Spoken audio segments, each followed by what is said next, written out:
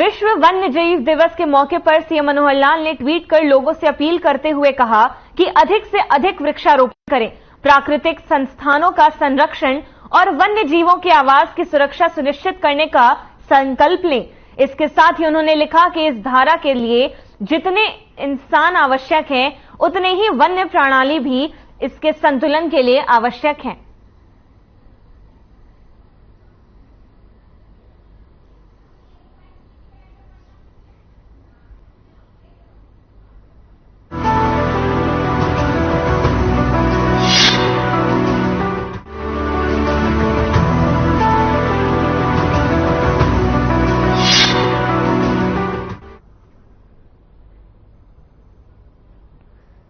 तो e tendering को लेकर जहां एक तरफ सरकार सरपंचों को मनाने में जुटी है, तो वहीं दूसरी तरफ सरपंच मानने को तैयार नहीं।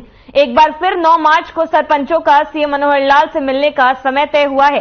सरकार बातचीत से हल निकालने की कोशिशों में जुटी है, लेकिन सरपंच सीएम से समय निकलने के बाद भी अड़े हुए हैं। इतना ही नहीं, सरपंचों ने पंचकुला चंडीगढ़ बॉर्डर को बाधित किया है, जिसके चलते आम जनता को भी काफी परेशानियों का सामना करना पड़ रहा है।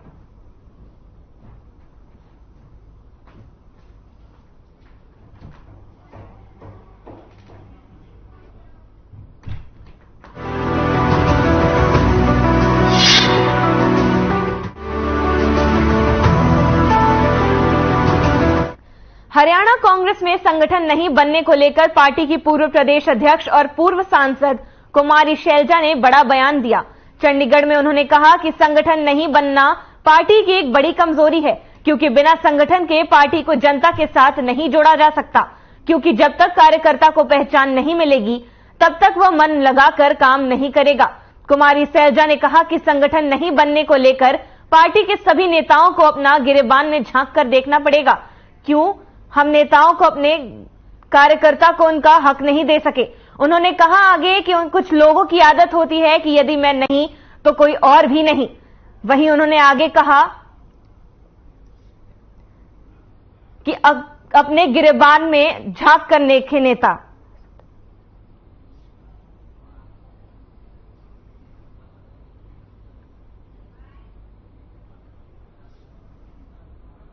ये एक कमजोरी रही है और ये मैंने पब्लिकली आप लोगों के सामने मैंने इस बात को माना है कि ये एक बहुत बड़ी कमी हमारी रही है कि संगठन ना बनना इतने साल से, ना केवल मेरे समय लेकिन उससे पहले से संगठन ना बनना और अभी तक नहीं। लेकिन मुझे विश्वास है कि अब जल्दी संगठन बनना चाहिए। हमने अधिकृत किया अपने राष्ट्रीय अध्यक्ष को कि अब जहां जो भी जैसे भी जरूरत है संगठन बनाया जाए, क्योंकि बिना संगठन के चलो मुझे एक ओहदा मिल गया, ये लोग एमएलए हैं या कोई ओहदेदार हैं, लेकिन कई लोग ऐसे बैठे हैं जिनके पास कोई ओहदा नहीं है, लेकिन उसके बावजूद मन से अपने कमिटमेंट से वो लोग काम कर रहे हैं। तो ये हमारी कमी है और हमारी जिम्मेदारी है कि हम उनको पहचान दें। अपनी पहचान तो हम सारे लेके बैठ गए हैं, लेकिन कार्यकर्ता को हम क्या पहचान दे रहे हैं, ये तो कमी है। अब कारण तो कई रहे, अब जिसकी जो कमी रही, हमारी सबकी कहीं ना कहीं कोई कमी रही जो संगठन नहीं बन पाया। सबको अपने अपने गिरेबान में झांकना पड़ेगा कि क्या कारण है इतने साल से, केवल मेरा कार्यकाल नहीं उससे पहले से भी नहीं बना, क्या कारण था।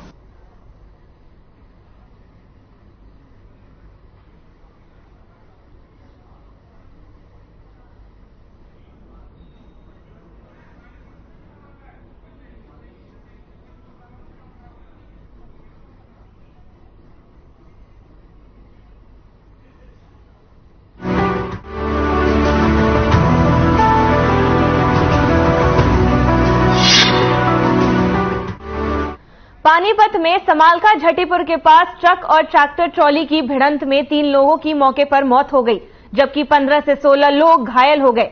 सभी घायलों को पानीपत के सामान्य अस्पताल में लाया गया, जहां से कुछ घायलों की स्थिति नाजुक देखते हुए डॉक्टर ने रेफर कर दिया। वहीं मामले में डॉक्टर दीपक ने जानकारी देते हुए बताया कि झटीपुर के पास ट्रक ने चुलकाना खाटू श्याम के दर्शन करके लौट रहे ट्रैक्टर ट्रॉली सवारों को पीछे से जोरदार टक्कर मारी, जिसमें 3 महिलाओं की मौके पर मौत हो गई। वहीं 15 से 16 लोग घायल हुए हैं।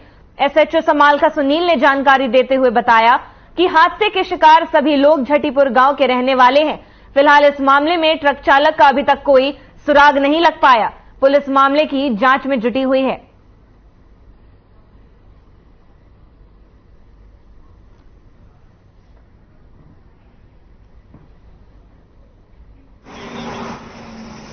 एक्सीडेंट हुआ है एक जो झटीपुर के सामने सर, जो झटीपुर में एक्सीडेंट हुआ है। और जो हमारे पास आए हैं सर, जो 9 पेशेंट तो आए हैं, जो लाइव पेशेंट आए हैं, जो 3 पेशेंट हमारे पास एक्सपायर आए हैं, जो ब्रोडेड आई हैं, जो तीनों के तीनों मतलब औरतें हैं।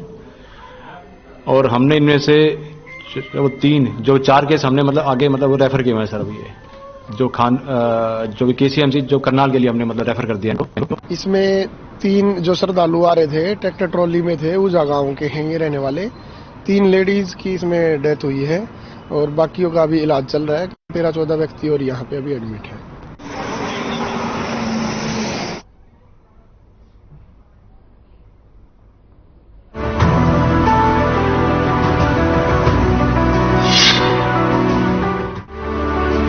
खबर कुरुक्षेत्र के शाहबाद करबे से है, जहां एक पति पत्नी की आत्महत्या करने का मामला सामने आया है।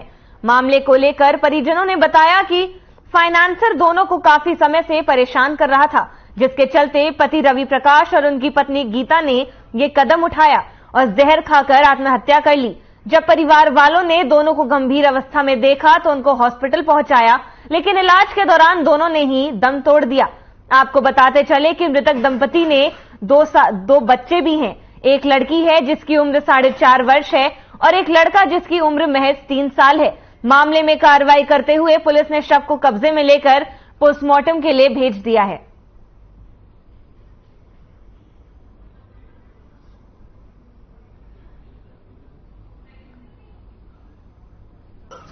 रात को हमारे को सरकारी हॉस्पिटल से रुका प्राप्त हुआ था। बीगना में एक लेडी है गीता रानी, वाइफ ऑफ रवि कुमार, और रवि कुमार भी इसमें का पति रवि कुमार भी सुसाइड कर गए हैं। और उनकी ने एक की CHC शाहबाद में और दूसरी की लेडीज की वहाँ LNJ हॉस्पिटल कुरुक्षेत्र में दौरान मृत हो गई है।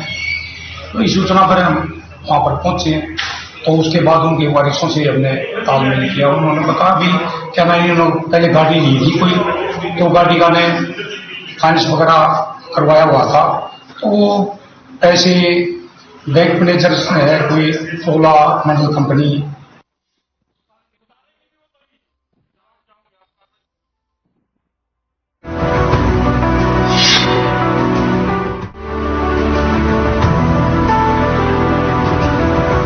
अंबाला के शहजादपुर इलाके के गांव कक्कड़ माजरा के पास सुबह लगभग 4 बजे के आसपास एक भीषण सड़क हादसा हो गया, जिसमें 8 लोगों की मौके पर मौत हो गई, जबकि 20 से ज्यादा लोग घायल हो गए।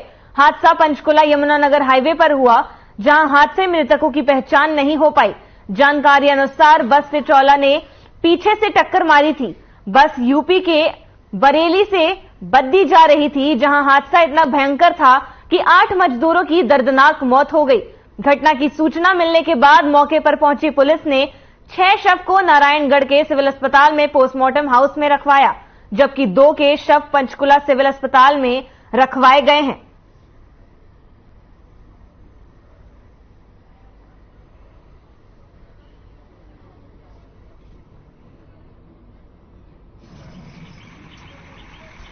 और रास्ते में सब मतलब बस में और डांस कर रहे थे, गाना बज रहे थे।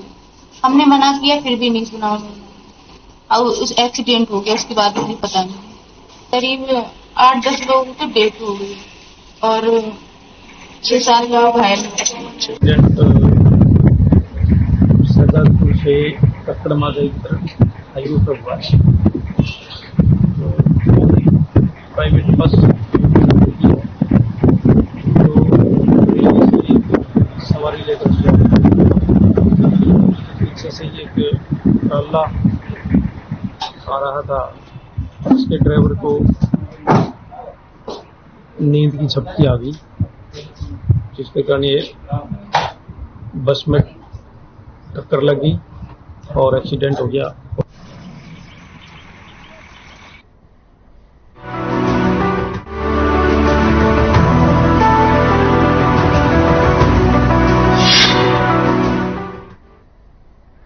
यमुनानगर में हाईवे पर चलती कार में अचानक से आग लग गई, जिसके बाद कार सवार लोगों ने किसी तरह से अपनी जान बचाई। वहीं आग लगने की सूचना पुलिस और दमकल विभाग को दे दी गई, जिसके बाद दमकल की टीम मौके पर पहुंची और आग पर काबू पाया।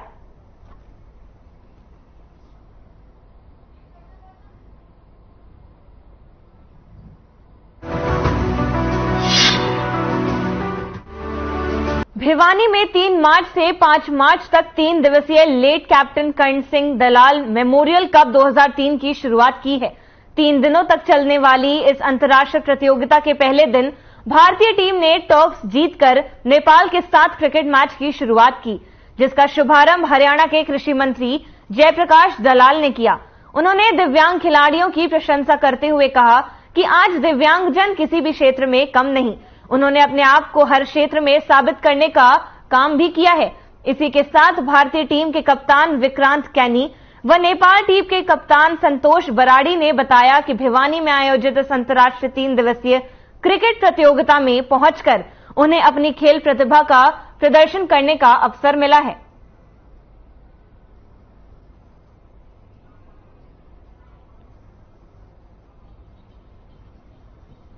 तो ये भाई हैं, दिव्यांग भाई है, मैं समझता हूं कि जो दूसरे प्लेयर हैं उनसे बेहतर इनका खेल है, बेहतर ढंग से खेलते हैं, आत्मबल इनमें जबरदस्त है।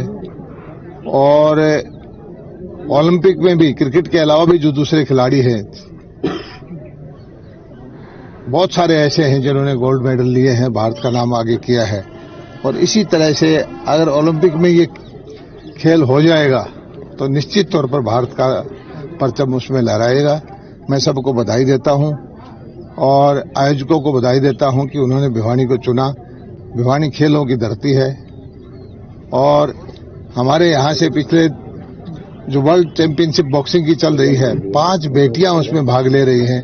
विश्व स्तर पर पहुंचना कोई छोटी बात नहीं होती। उन बच्चियों को, उनकी मेहनत को, उनके पेरेंट्स को भी मैं बधाई देता हूं। तो DCCI ने जो सपोर्ट दिया है फिजिकली चैलेंज डिसेबल क्रिकेट को, वो बहुत अच्छा रिस्पॉन्स दे रहे हैं और आगे भी इंडिया के लिए रिप्रेजेंट करेंगे। अच्छे प्लेयर्स आ रहे हैं अभी अपकमिंग में, जो नए जनरेशन आ रही है वो बहुत अपग्रेड होके आ रही है, वो बहुत एक काबिल तारीफ है। और मैं रवि चौहान सर का बहुत बहुत शुक्रिया करूंगा क्योंकि उन्होंने बहुत अच्छा टूर्नामेंट ऑर्गेनाइज किया नेपाल के साथ। वो 3 दिन का टूर्नामेंट है, बहुत अच्छा टूर्नामेंट होगा, यही कोशिश करेंगे हम लोग। BCCI किस प्रकार से आपको मदद करती है? आने वाले समय में कौन सी प्रतियोगिताएं रहेंगी PCCI की? BCCI सपोर्ट कर रही है और PCCI का ये अभी अगले साल अक्टूबर में वर्ल्ड सीरीज करने की कोशिश करेंगे वो लोग। और अब आगे बांग्लादेश भी आने वाली है, तो वही अभी मैचेस के डेट्स आएंगे तभी हम लोग को सब पूरा मालूम पड़ेगा, शेड्यूल अच्छा आएगा। और जो अभी जो सपोर्ट मिल रहा है उसी हिसाब से हम लोग बोल सकते हैं कि अभी टूर्नामेंट बहुत अच्छे होंगे। अभी यहाँ पे इन्वायरमेंट बहुत अच्छा है। अभी देखेंगे तो यहाँ का वेदर कंडीशंस भी अच्छा है। तो सवेरे आज मैच होगा इंडिया और नेपाल। यहाँ पे क्या दिख रहा है कि फ्यूचर यहाँ का ब्राइट है कि जिस हिसाब से देखा गया, अभी मैंने टीम का प्लेयर लोगों को देखा, इंडिया टीम का भी, तो वो लोग अच्छा खेल रहे हैं। और जो डिजेबिलिटी के बावजूद भी इस लेवल में आके इस मंच में आके जिस हिसाब से वो लोग अपना एनर्जाइज होकर जो आए हुए हैं और जो परफॉर्म करना चाहते हैं कंट्री के लिए, तो बहुत बड़ी बात है। और यहाँ पे आप सबने हमको इन्वाइट किया, उसके लिए आपको तहे दिल से शुक्रिया करना चाहता हूँ। सर नाम क्या है? मेरा नाम संतोष भंडारी है, मैं कैप्टन हूँ नेपाल टीम का।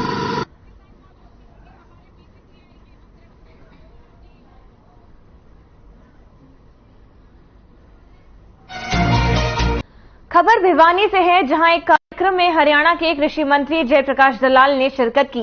कार्यक्रम में कृषि मंत्री ने कहा कि त्रिपुरा नागालैंड में जिस प्रकार से कमाल लिखा है, ये राज्य कृषि बहुमूल्य राज्य है, जबकि उनकी पार्टी बीजेपी पर धर्म विशेष का आक्षेप लगाता रहा। दोनों राज्यों के चुनाव परिणामों ने एक बार फिर से यह सिद्ध कर दिया कि बीजेपी किसी धर्म विशेष नहीं बल्कि देश की पार्टी है। उन्होंने आगे कहा कि आज दुनिया में भारत देश का डंका बज रहा है। भारत G20 की मेजबानी करके अंतर्राष्ट्रीय स्तर पर देश के नाम को आगे बढ़ा रहा है। इस मौके पर कृषि मंत्री ने पत्रकारों के सवालों का जवाब देते हुए भारत एक लोकतांत्रिक देश है ये कहा। इसमें सरपंच हो, कर्मचारी हो, किसान हो, हर व्यक्ति को अपने अधिकारियों के साथ आवाज उठाने का अवसर मिलता है। यही लोकतंत्र की खूबसूरती है। कृषि मंत्री ने आगे कहा कि सरकार के सामने अपनी मांगों को उठाने वाले प्रदर्शनकारियों को 9 मार्च को बातचीत के लिए बुलाया गया है। उन्हें उम्मीद है कि बातचीत के बाद इनका समाधान हो जाएगा।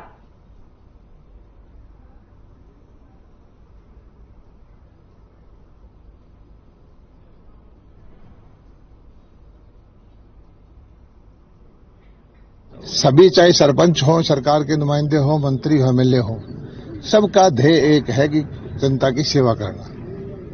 वो भी जनता की सेवक हैं, गांव का विकास कराना चाहते हैं। एमएलए एमपी पूरे प्रदेश का विकास या अपने क्षेत्र का विकास करना चाहते हैं। मिलजुल करके जो कुछ उनकी समस्याएं हैं उनका समाधान करेंगे। और मैं ये समझता हूं कि पहले वाली नीति में हजारों सरपंचों पर केस बन जाते थे, क्योंकि नए नए सरपंच बनते हैं, उनको कानून कायदे का नहीं पता होता। अब जो हमने यही कहा है कि सारी ताकत तो सरपंच के पास रहेगी, जिम्मेदारी जो है अधिकारियों की होगी। तो इस चीज को हम समझाएंगे, मिल बैठ करके फैसला करेंगे।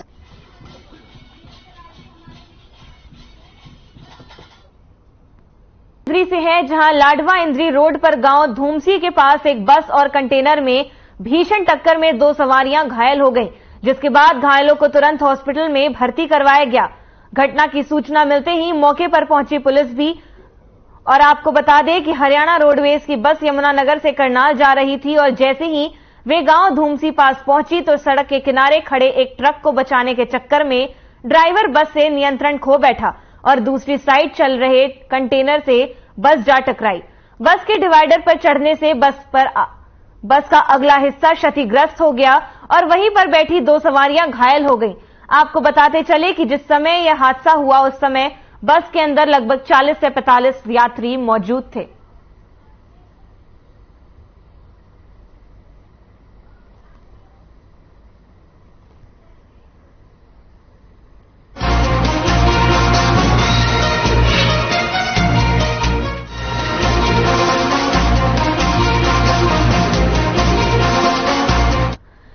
G20 के डेलीगेट्स का स्वागत हरियाणा में हरियाणवी कल्चर से किया जाएगा। हरियाणवी खान पान और हरियाणवी रीति रिवाजों से भी G20 के प्रतिनिधिमंडल को रूबरू करवाया जाएगा। झज्जर जिले के प्रतापगढ़ फार्म में G20 प्रतिनिधिमंडल का दौरा है। इस दौरे के मद्देनजर प्रतापगढ़ फार्म में तैयारियां भी जोरों पर हैं। फार्म के संचालक प्रदीप फोगाट ने बताया कि हरियाणवी डांस और नगाड़े के साथ प्रतिनिधिमंडल का स्वागत किया जाएगा। खाने में देसी घी का चूरमा परोसा जाएगा। विदेशी मेहमान न सिर्फ यहां खाना खाएंगे बल्कि उस खाने के बनाने की विधि को भी अवगत होंगे। गुरुग्राम से प्रतापगढ़ फार्म के सड़क मार्ग का निरीक्षण भी किया गया। जिला उपायुक्त ने बताया कि जिले भर में सुरक्षा के लिए 500 से ज्यादा पुलिसकर्मियों की ड्यूटी लगाई गई है।